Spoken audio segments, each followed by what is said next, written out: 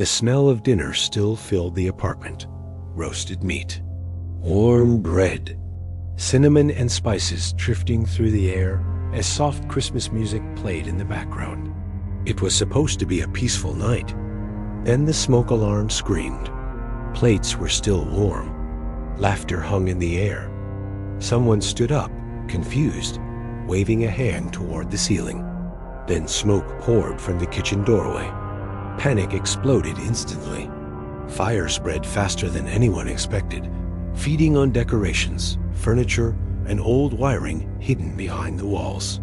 The apartment filled with thick smoke, turning joy into chaos in seconds. Adults shouted. Chairs fell. Someone grabbed the front door, but not everyone made it out. Flames climbed the windows. Smoke pushed people back into the street. Inside, firefighters advanced as far as they could, until heat and collapsing ceilings forced them to stop. That's when the rescue dog arrived. As firefighters prepared to pull back, the dog moved forward without hesitation. Then he felt something warm press against him. A dog. The rescue didn't stop. While fictional, the situations shown reflect the real dangers faced by firefighters and rescue dogs during emergencies. Christmas is meant to be a night of warmth, family, and safety. Smoke filled the apartment. Decorations became fuel. Hallways vanished behind thick, choking air. In moments, celebration was replaced by fear. Firefighters arrived knowing the risk was higher than usual. Buildings were crowded. Families were inside. Time was limited. As teams pushed forward, the structure began to fail, forcing them to stop before everyone could be reached. Rescue dogs are trained to operate in environments where humans can no longer safely move. On this night, those instincts would be tested inside a home still glowing with Christmas lights. Somewhere inside the smoke-filled apartment, a child was trapped separated from family. What he found would place him between danger and a child who could not escape alone. Because even on Christmas night, when fear replaces celebration, heroes still answer the call. Laughter filled the apartment. Someone raised a glass. Christmas music played low in the background, familiar and comforting. Then the smoke alarm screamed. Then smoke poured from the kitchen doorway. Thick, black, immediate. Panic replaced celebration in seconds. Someone shouted to grab coats. Chairs scraped violently against the floor. The Christmas music cut out as the power flickered.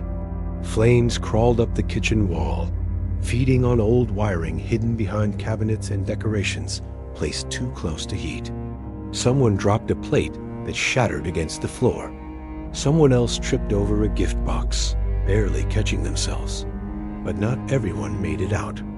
He had run the wrong way, drawn by confusion and smoke instead of instinct. The hallway vanished behind him, swallowed by thick air that burned his lungs and stole his sense of direction. He tried the door, locked. He tried the window, too high. Fear took over. The child crouched beneath the table, clutching a small wrapped gift to his chest. It was meant for later. Something simple, something safe. The paper crinkled softly in his shaking hands as smoke crept lower. The Christmas lights flickered, then went out. Outside, sirens cut through the cold night air, echoing off snow-dusted streets. Fire engines arrived to a scene already unraveling families huddled on the sidewalk. Hoses were deployed, ladders raised. Commands shouted over the roar of fire and the sound of breaking glass. Inside, the heat was immediate. Firefighters advanced low, visibility nearly zero. Walls cracked. Then the stairwell shifted. A deep crack echoed through the floor, followed by falling debris that forced firefighters back. Structural integrity compromised, someone shouted. The captain assessed quickly. They were out of time. Prepare to withdraw, he ordered. Outside, as firefighters pulled back, the rescue dog arrived. He stepped down from the truck calmly, breath visible in the cold air. The chaos didn't distract him. It focused him. He moved past firefighters retreating from the entrance and disappeared into the smoke-filled apartment without hesitation. The handler followed only as far as the weakened floor allowed, then stopped, gripping the line tightly. "Line only," the captain ordered. The dog advanced alone. Then he felt something touch his leg. Warm, solid. He looked up. A dog stood in front of him. For a second, the child didn't believe it. He blinked hard, convinced fear had finally turned into imagination. But the dog didn't vanish. He lowered himself immediately, blocking falling ash and debris. The building answered with a violent shudder. A section of the ceiling cracked open, dropping debris onto the floor. The child screamed, curling inward instinctively. The dog reacted instantly. "I'm scared," he whispered. The dog stayed. Outside, firefighters saw the structure begin to sag. "We're losing it." Inside, Christmas decorations burned around them, tinsel melting, ornaments shattering, wrapping paper igniting in bright flashes of flame. The captain stared at the entrance, jaw clenched. "If the building goes," he said, "we pull him out." Inside, the dog didn't move. The walls groaned louder. Fire surged. The apartment changed again. The floor vibrated under the dog's paws. The signs were always the same. They were minutes away from full collapse. Beside him, the handler knelt with both hands on the line. The rope was taut but steady, not pulling, not slack. Still, the dog wasn't leaving. "He's holding position," the handler said, voice tight. "He's still with the kid." Inside the back bedroom, the child's breathing grew shallow. His face was wet with tears and sweat. He tried to stand but stumbled, legs weak from smoke and fear, then turned his head toward the doorway. Move. The hallway outside the bedroom was almost completely gone, filled with thick smoke and sparks from burning decorations. Pieces of ceiling plaster drifted down like snow, catching the glow of firelight as they fell. The dog stepped forward. The child hesitated, panic rising. The dog barked once short, firm. The child froze, then nodded, as if the bark had been a command he understood without words. He followed. They moved low, staying near the floor where the air was marginally cleaner. The dog kept his body between the child and the brightest glow, guiding him away from heat surging down the corridor. A sudden crash exploded behind them. The child screamed and tried to run.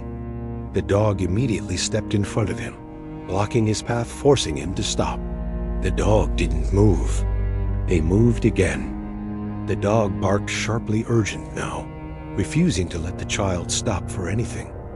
The child swallowed and followed. Outside, the handler felt the line shift.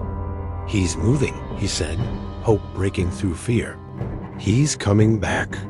Firefighters leaned closer, watching the line slide through the handler's gloves. Then the line paused, stopped again. Inside, the dog had reached the hallway intersection and realized something terrifying. The path back was no longer safe. The exit route firefighters had used earlier was now a dead end. The child coughed violently, dropping to his knees. The dog turned his head quickly, scanning left, then right, nose low, reading air currents for any hint of open space. He chose the right. A narrow service corridor ran behind the kitchen filled with pipes, storage shelves, and a back exit door that most residents rarely used. It was tight and dark, but it was a path. The dog pulled. The child hesitated, voice trembling. "It's scary." The dog didn't care. He moved forward, guiding the child into the service corridor. Inside, the air changed slightly. Still smoky, still dangerous, but the heat wasn't as intense. The child crawled at times, coughing, clinging to the dog's harness strap. Outside, firefighters watched the building sag. "We can't hold this," someone warned. "It's going." The captain turned to the handler. "How much longer?" It didn't move.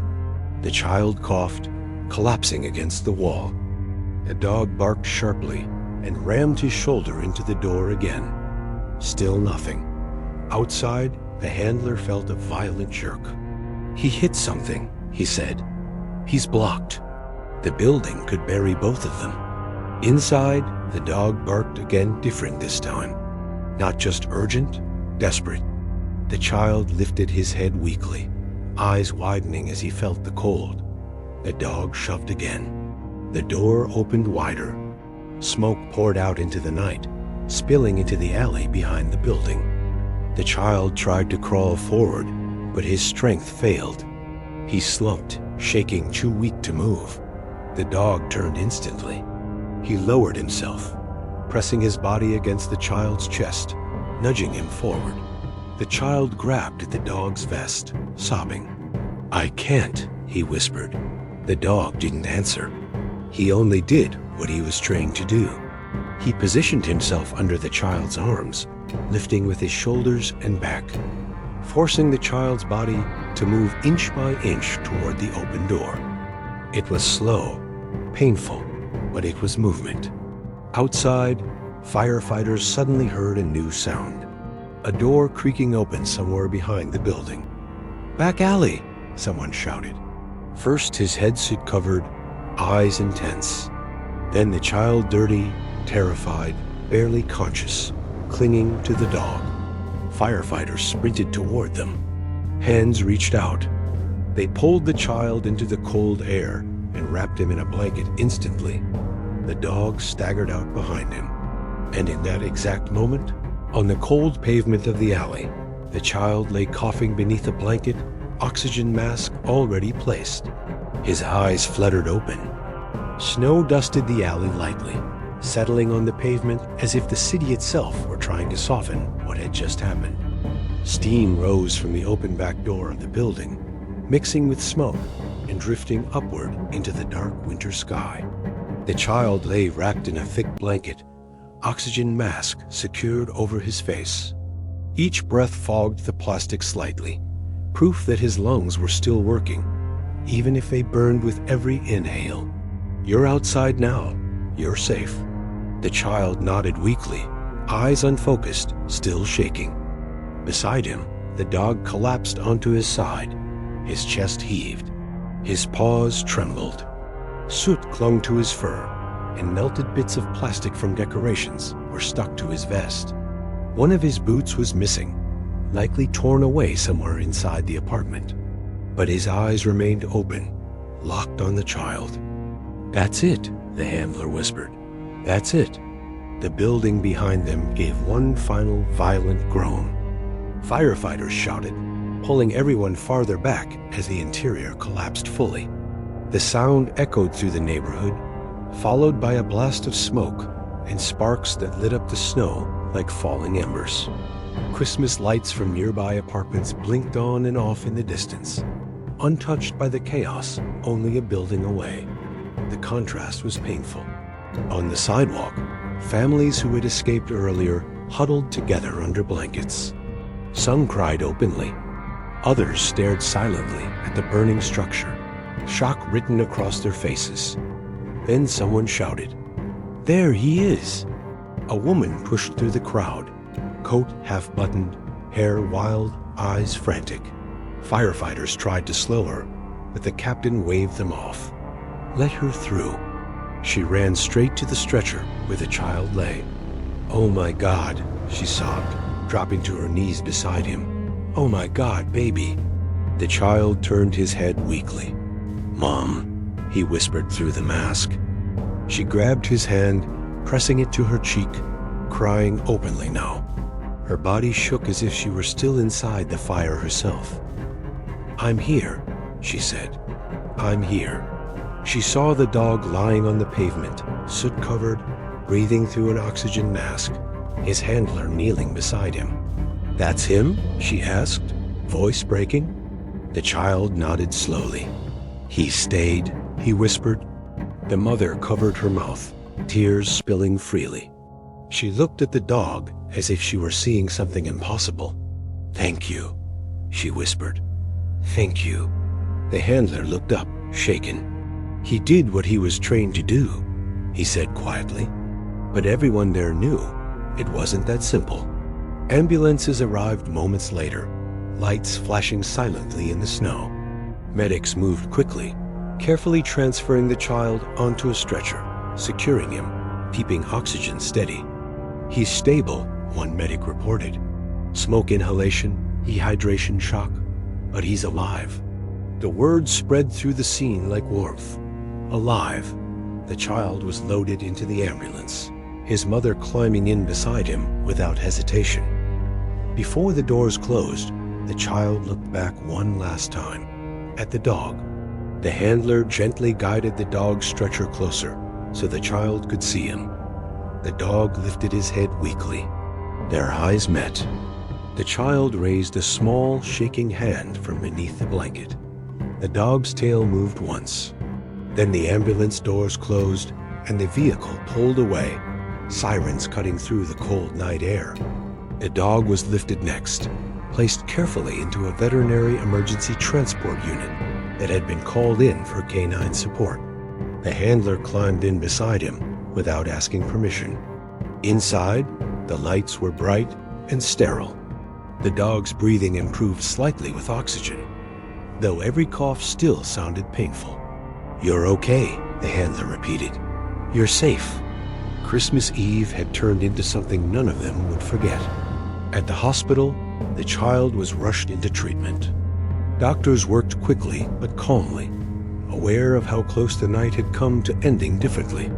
"He'll recover," a doctor told the mother after a thorough exam. "His lungs are irritated, but there's no permanent damage. He's incredibly lucky." The mother sank into a chair, relief crashing down all at once. "He wouldn't be here," she said quietly, "not without that dog." Down the hall, in a veterinary care room, the dog was examined with the same urgency. His paws were cleaned and bandaged. Burns were treated. 4 fluids were started. "He pushed himself hard," the veterinarian said. He murmured, "You're going to be okay." The dog's ear twitched. Hours later, as dawn crept in and Christmas morning approached, the city began to wake. Families gathered around trees and tables, opening gifts, sharing meals. And in one hospital room, a child slept peacefully for the first time since the fire-alive, breathing safe. Down the hall, a dog slept too, his job done. But the story was far from over. Christmas morning arrived quietly. Snow fell in thin, steady flakes outside the hospital windows, softening the city into something gentler than it had been just hours before. Inside, the lights were low, and the usual holiday noise was replaced by the hum of machines and the slow rhythm of breathing. The child slept. His chest rose and fell steadily beneath the blanket, oxygen now reduced to a thin line resting near his face. His skin still carried the faint gray of soot, but the tightness in his brow had eased. For the first time since the fire, his body was no longer bracing for danger. His mother sat beside the bed, untouched cup of coffee cooling in her hands. She watched him the way only a parent can, counting breaths without realizing it, memorizing the way his fingers curled slightly in sleep. Every so often, she whispered the same words. "Thank you." His breathing was steady now, though deeper than usual. The burns on his paws had been treated, his lungs flushed of smoke as much as possible. Christmas Eve, the dog didn't move, but his tail thumped once against the padded bed. The handler guided the dog slowly down the hallway, careful with each step. The dog moved cautiously, paws sensitive, but his focus sharpened as they approached the child's room. He stopped at the doorway. Inside, the child opened his eyes. For a moment, he looked confused, then recognition flooded in. "That's him," he whispered. The handler knelt and let the dog lie down beside the bed. The child reached out slowly, touching the dog's fur like he was afraid the moment might break. "You stayed," the child said quietly. Even when everything was falling, the dog's ears twitched. The child smiled faintly. Outside the room, a nurse wiped her eyes and kept walking. The mother knelt beside them, voice shaking. "You saved my son," she said. "On Christmas." The handler shook his head gently. "He did," he said. "I just held the line." The visit didn't last long. Doctors insisted on rest for both of them. But when the handler guided the dog away, the child slept again peacefully. News of the fire spread through the city that day. Most headlines spoke of the collapse, the families displaced, the dangers of holiday fires. A few mentioned the rescue. Firefighters moved in low voices, still carrying the weight of the night. The burned vest was placed carefully inside a glass case near the entrance. No one made a speech. No one needed to. In the days that followed, recovery continued. The child's lungs healed. His strength returned slowly. Each day he walked a little farther down the hospital hallway, dragging enforced stand behind him like a trophy. Nurses cheered softly when he passed. And every day he asked the same question: "Is the dog okay?" The answer was always yes. The dog recovered too. Bandages came off one by one. His breathing improved. He began to lift his head at familiar sounds, tail wagging when the handler entered the room. But something had changed. He listened more now, watched doorways longer, positioned himself instinctively between people and space, as if the world might collapse again without warning. Not fear, memory. On the day the child was discharged, snow fell harder than before. The handler brought the dog to the hospital entrance one last time. The child stepped out, bundled in a coat far too big for him, scarf pulled up to his chin. They stopped in front of each other. The child knelt and hugged the dog carefully. "Merry Christmas," he whispered. The dog stayed still, just like before. The mother thanked the handler again, tears in her eyes. "I don't know how we ever repay this," she said. The handler shook his head. "You already did," he replied. "You walked out." That night, as Christmas ended and the city moved forward, something remained behind. Not the fire, not the fear, but the knowledge that even on a night meant for warmth and safety, when joy can turn to chaos without warning, someone will still answer the call. Sometimes with sirens, sometimes with courage, and sometimes with 4 legs. Christmas didn't end when the sun went down. It lingered. In the quiet hospital rooms where machines hummed softly. In the firehouse where boots still smelled of smoke. In the small spaces between breaths where fear had once lived. The building was gone. By the end of the week, the burned apartment stood empty, windows dark, walls torn open, a hollow reminder of how quickly celebration can turn into chaos. Snow gathered on the ruins, covering ash with white, as if the city itself was trying to offer forgiveness.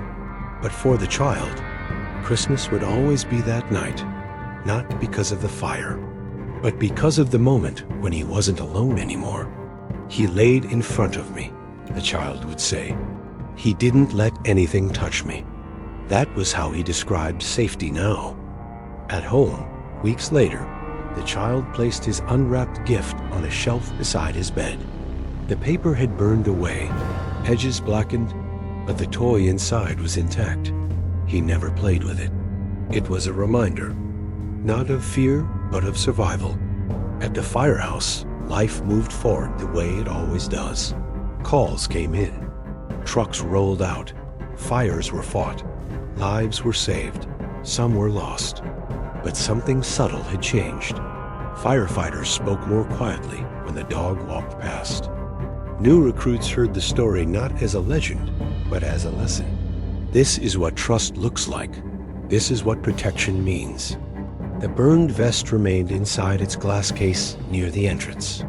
The dog returned to duty briefly after recovering, though his handler never pushed him. The scars on his paws faded, but his movements were more deliberate now. his pauses longer. Not hesitation, awareness. On quiet afternoons, the handler would sit with him on the station steps, watching snow melt into puddles, watching the city breathe. "You know," the handler said once, voice low, "you didn't have to do that." The dog lifted his head slightly. "You could have run. Anyone would have understood." The dog didn't move, because running had never been the point. Years passed. The child grew taller, stronger, braver. He remembered the fire less as terror and more as a turning point, proof that the world could be dangerous, but also kind. Every Christmas, he told the story again, not as something scary, as something true. "There was a dog," he would say, and he stayed. The dog eventually retired. His steps slowed. His muzzle turned gray. His days became quieter short walks, warm sunlight, long naps beside the handler who had never left his side. On his last visit to the firehouse, there were no speeches. Just hands resting on his head. Just quiet respect. The handler clipped the leash and led him home. When the dog was gone, the handler returned to the firehouse alone. The glass case was still there. The vest still hung inside. Firefighters passed it every day, some pausing, some not, but everyone knew what it meant. The handler stood there longer than most, not because of pride, because of gratitude, because heroism doesn't always arrive with noise or recognition. Sometimes it arrives quietly, on Christmas night, through smoke and fear, and sometimes it has four legs.